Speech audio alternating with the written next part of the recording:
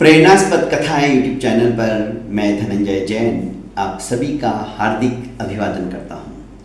छोटी सी कहानी डीजे की जुबानी। दोस्तों, भक्त के मन में भगवान के प्रति सच्ची श्रद्धा होती है तो कई तरह के चमत्कार अपने आप होने लग जाते हैं। बस आपकी भक्ति के अंदर वो शक्ति होनी चाहिए। एक महात्मा थे, वे हमेशा ठाकुर जी को अपने साथ में रखते थे।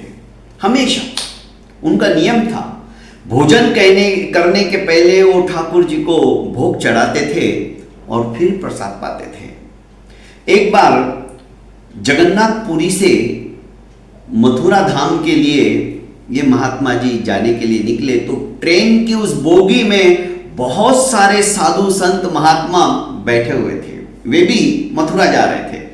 रास्ते में हरि भजन, हरि कीर्तन, आहा, एक दूसरे के प्रश्नों का जिज्ञासावश समाधान, सुंदर वातावरण चल रहा था। बहुत सारे महात्मा ज्ञानी ध्यानी थे। एक महात्मा ने कहा कि क्या मजा आ रहा है, जिंदगी का तो इस बार हमें सार मिल गया, इतने सारे महात्माओं की वाणी सुनने का मौका मिल गया, पर मथुरा से पहले ही हमारा स्टेशन आ जाएगा। मैं चाहता हूं कि आप सभी महात्मा इस स्टेशन पर उतर जाइए। यहाँ पर हमारा छोटा सा आश्रम है, आप रुकिए, वहाँ पे भजन कीजिए, प्रसाद पाइए, हमें सेवा का मौका दीजिए। दूसरे दिन आप वापस अगली ट्रेन से निकल जाना। सबने बहुत ज़्यादा जब मनुहार की इन महात्मा जी ने तो निर्णय किया कि चलो मथुरा कल चले जाएंगे, आज इनके यहीं पे इनके आश्रम को भी देख लेते हैं और वहीं अपना सत्संग करेंगे। दोस्तों, सभी के सभी ये महात्मा भी इनके साथ में उतर गए, जिनके पास में कि हमेशा ये ठाकुर जी को अपने साथ में रखते थे। फटाफट उतर गए और इनका आश्रम दर्शनीय था, बहुत सुंदर रमणीक वातावरण था, नयनारम्य दृश्य था वहां का। हाथ मुंह धोने के पश्चात करीब 3 घंटे हो गए थे। इन्होंने पूरा आश्रम घूम के देखा और भोजन की व्यवस्था तब तक हो चुकी थी। जैसे ही भोजन के लिए सभी महात्मा बैठे तो इनको याद आया कि मेरे ठाकुर जी तो ट्रेन में ही रह गए। उन्होंने ऊपर वाली सीट में ठाकुर जी को रखा था और ये फटाफट इन लोगों के साथ उतर गए। जब भोजन करने का समय आया और भोग पहले भगवान को चढ़ाने की आदत, तब इन्हें याद आया कि बाप रे, ठाकुर जी तो ट्रेन में चले गए आगे। वे रोने लगे क्योंकि ठाकुर जी के प्रति इनके लगाव, इनका अपनापन सचमुच में काबिले तारीफ था। वे रह नहीं सकते थे उनके बिना। रोने लगे तो सभी ने कहा कि क्या हुआ, और सबसे बड़े और ऊंचे महाराज थे। तो जिस आश्रम में वे आए वो महात्मा बोले कि बताओ तो सही क्या हुआ।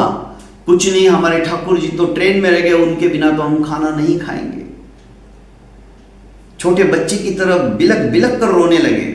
उन्होंने कहा आप चिंता मत करो, यहाँ का जो स्टेशन मास्टर है ना, हमारी जान पहचान का है, चलो हम फटाफट पहले वहाँ चलते हैं और तलाश करते कि वो ट्रेन कहाँ रुकी। आगे के स्टेशन मास्टर को दूरभाष यंत्र के द्वारा सूचित करेगा, अपने ठाकुर जी वापस आ जाएंगे, चिंता मत करो। भागे भागे रेलवे स्टेशन पहुँचते हैं और स्टेशन मास्टर से ये महात्मा कहते कि हमारे ठाकुर जी वो ट्रेन तलाश करो कहाँ पहुँची है, उसके अंदर ठाकुर जी हमारे रह गए हैं।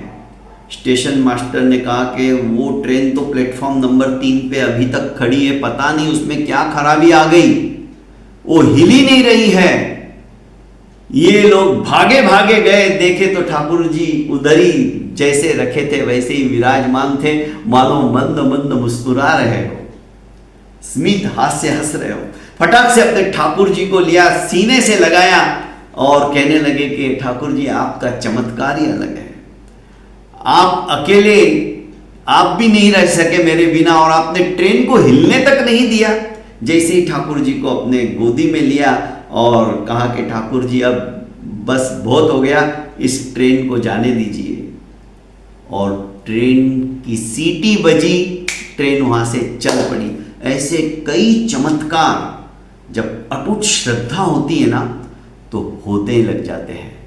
होना चाहिए हमारे मन में उस परम पिता परमेश्वर के प्रति आस्था। हमारा कोई काम रुकेगा नहीं, क्योंकि वे हमेशा हमारे साथ रहते हैं। बहुत बहुत धन्यवाद।